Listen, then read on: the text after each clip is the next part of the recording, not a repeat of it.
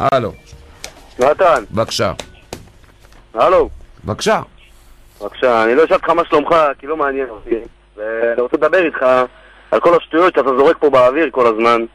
על כל הדברים האלה שאתה אומר הליכוד, והימניים, ומעביר ביקורת על החרדים. שבוע שעבר שהתקשר אליך איזה ערבי מטירה, מוחמד מטירה, התחלת לצחוק איתו, ולדבר איתו בפנן, כאילו בזה.